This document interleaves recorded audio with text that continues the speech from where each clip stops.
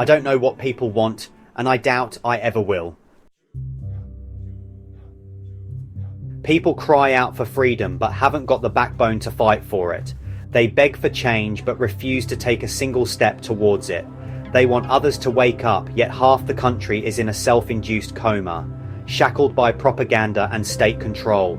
We are living in unprecedented times where the majority openly admit they are struggling, yet they still willingly submit to the elite.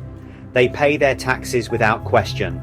They work their dead-end jobs without protest.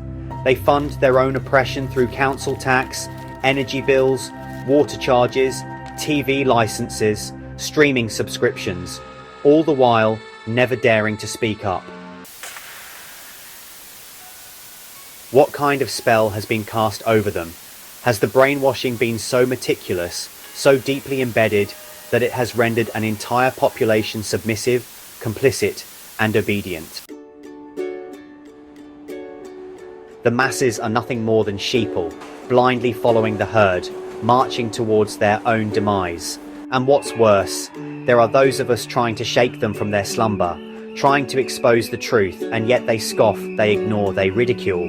But it is these very people, those who refuse to see, who are ensuring that the system of enslavement continues. They are the cogs in the machine, the ones who prop up the debt cycle, the financial prison, the illusion of democracy. Then you have the hopelessly lost souls, the ones who swallow every single lie spoon-fed to them by the government and media, the puppets who accept every piece of nonsense that flashes across their screens. They're the ones who parrot phrases like, "That's just life," or "You've just got to get on with it." No, that is not life. That is willful ignorance. And then there are the order takers, the enforcers of this dystopian nightmare. These aren't the elites, the cabal, the secret societies pulling the strings. No, the real problem lies with those who willingly execute their agenda. The police who fine you for existing. The low-level government officials who enforce draconian laws. The council workers who harass you for more money. These are the foot soldiers of tyranny. The ones who keep the system running smoothly. The ones who ensure compliance through fear and control. Then there are the agent smiths, the citizens who defend their own enslavement, who have been so thoroughly programmed that they believe they are fighting for something righteous. These are the people championing 15-minute cities, pushing for ULE's expansion, installing surveillance under the guise of safety.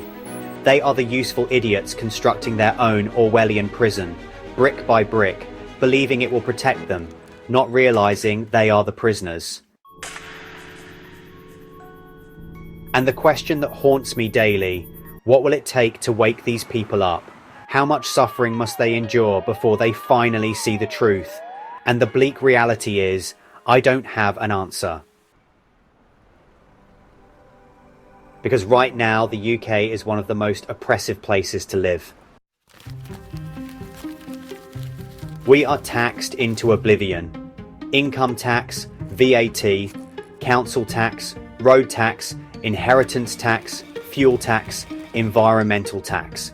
You name it, there's a tax on it. You work for scraps, and what little you earn is siphoned away by the parasitic system. Most people, after paying these extortionate fees, are left with barely enough to survive. They slave away 7 days a week, some working 15-hour shifts just to have their wages stolen through this legalized theft.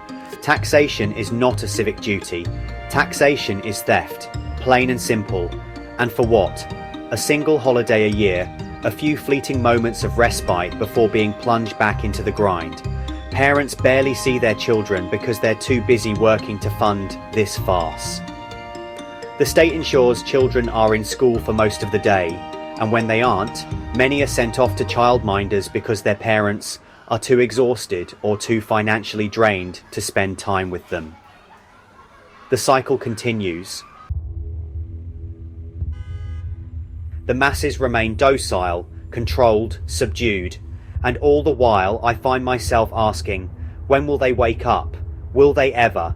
Or are we simply doomed to live in this perpetual nightmare, watching as our fellow citizens willingly march towards their own demise?